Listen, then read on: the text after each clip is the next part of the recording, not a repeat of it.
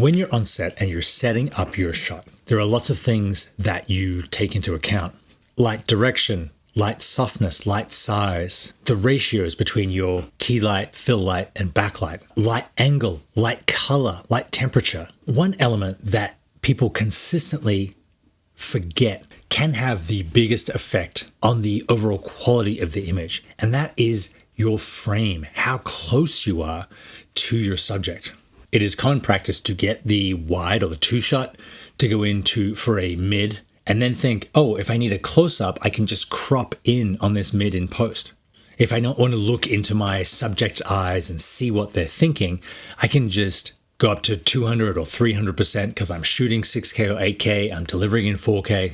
But if you do that, you are neglecting one of the most powerful shots in the cinematographer's arsenal. The reason that the extreme close-up framing right in here is so powerful is because you can bring the light in far, far closer than you could in a medium close-up.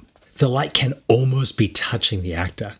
That means that you get this incredible fall off from one side of their face to the other. It gives you this amazing density of light where within the key side of the actor's face, there are all sorts of subtle variations that you don't get when you have a 4x4 or 6x6 frame like 6 feet away from them. You don't even need to bring the light in physically. If you put up a 4x frame and move it in nice and close to your actor, you will get all the same benefits of the extreme close-up with that fall off and that very intense atmosphere to the shot, just by bringing in a stand and a frame. If you look at great films and the work of great cinematographers, almost all of them utilize this extreme close-up where you have powerful human moments.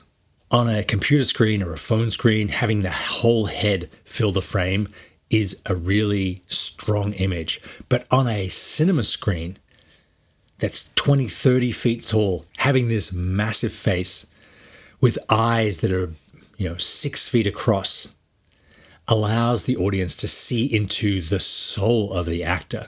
I remember watching Pulp Fiction in the cinema back in 1995, 96 in Australia. And when Samuel L. Jackson's character turns around and we go into the extreme close-up, the whole cinema kind of gasped. It's even more challenging in this frame because he's moving around.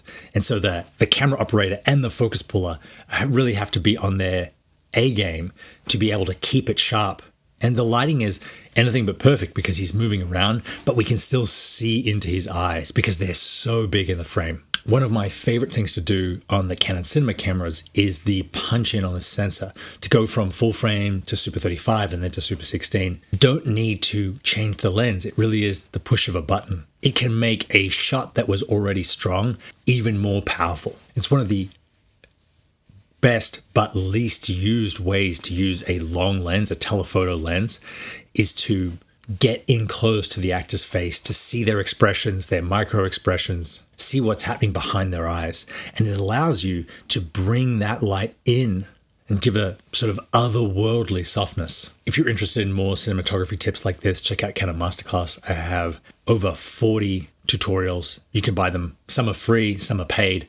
You can get the entire site for one low annual fee. The C400 course is online now. The C80 course will be coming in the weeks ahead. And I have a new audio course called Audio for Filmmakers that will be online next week.